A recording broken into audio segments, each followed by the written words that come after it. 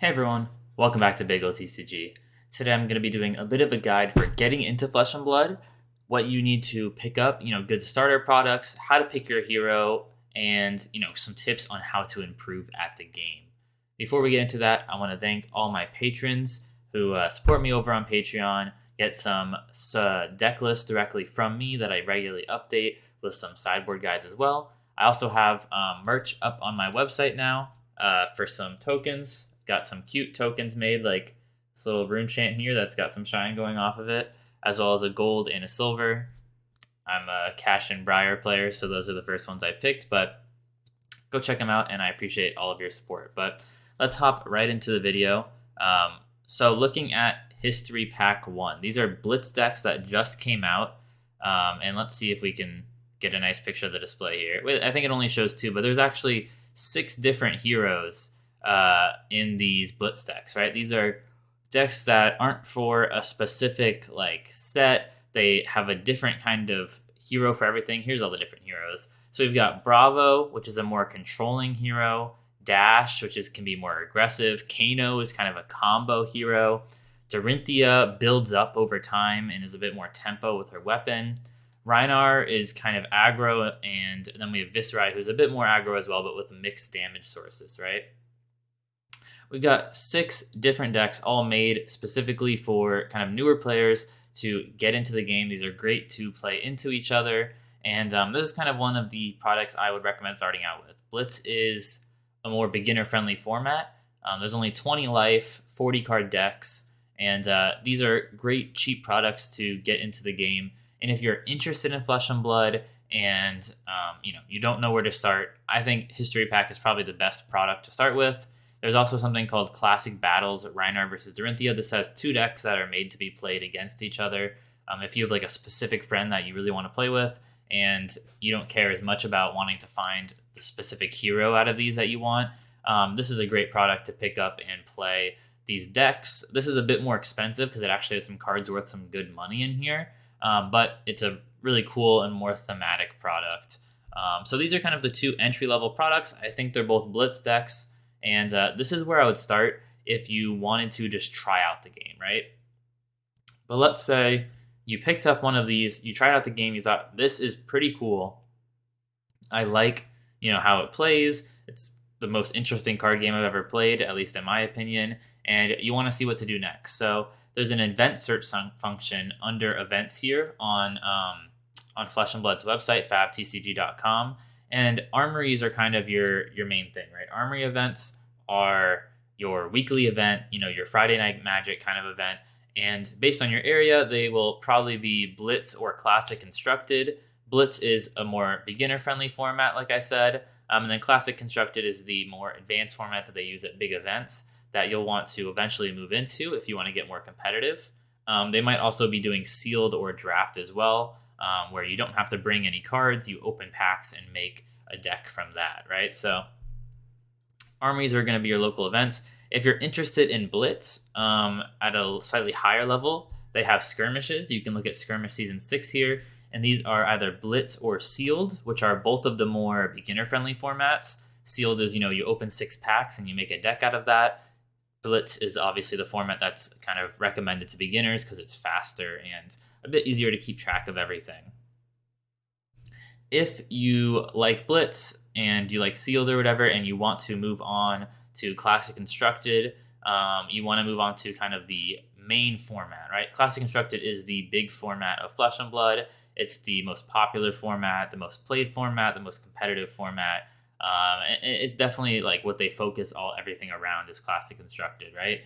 There's a few things to check out. Obviously, you hopefully will have some armories that are Classic Constructed as well.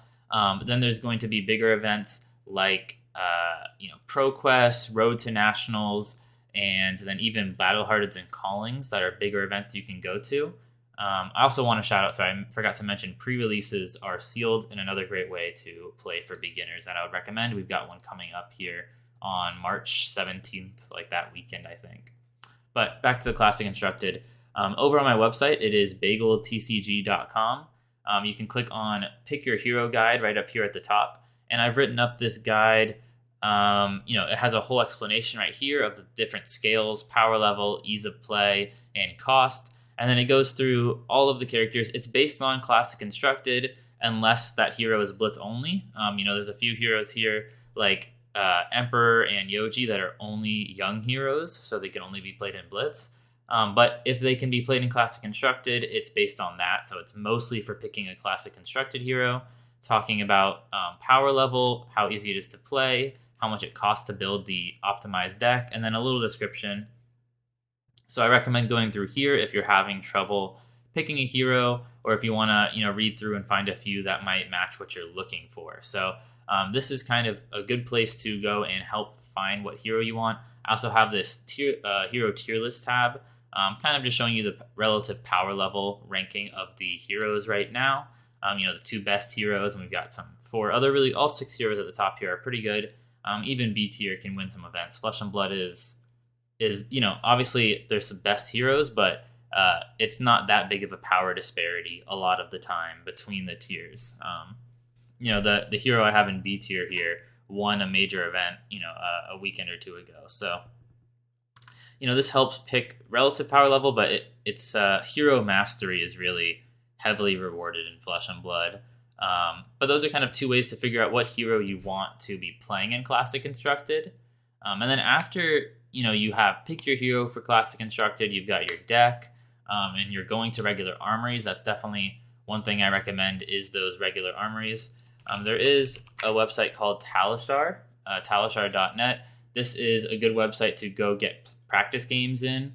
If you can't go to local events, you don't have any way to get there, or you're just too busy. Talishar is a great tool to get some practice in.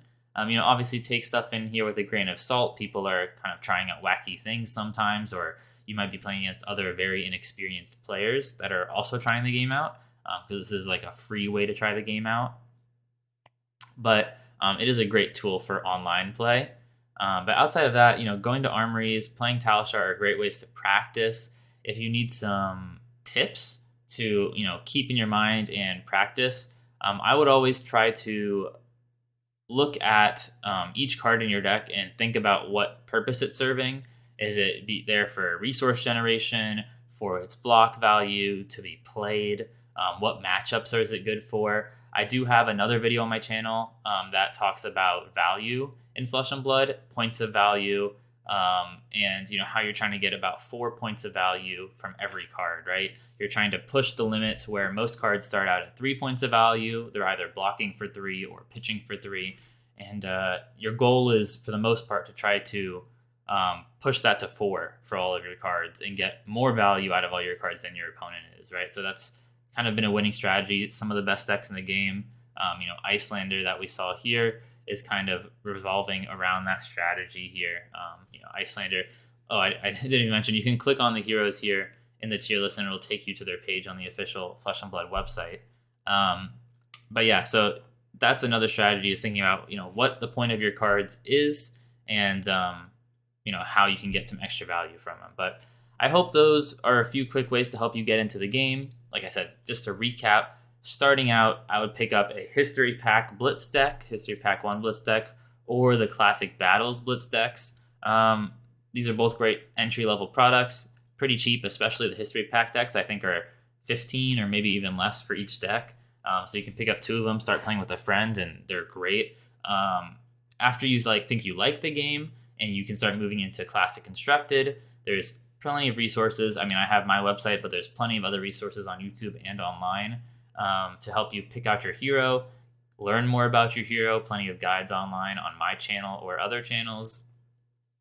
And then you get that in, you start getting reps at your Armory or Talishar, and start having to really get mastery of your hero. That's a big thing in Flesh and Blood, is hero mastery and deck mastery is really rewarded more in Flesh and Blood than I think in any other card game I've ever played. So that's super important as well. Definitely kind of finding the right character for you and learning all the ins and outs. But thank you so much for watching. Remember to like, subscribe, comment, and I'll see you next time.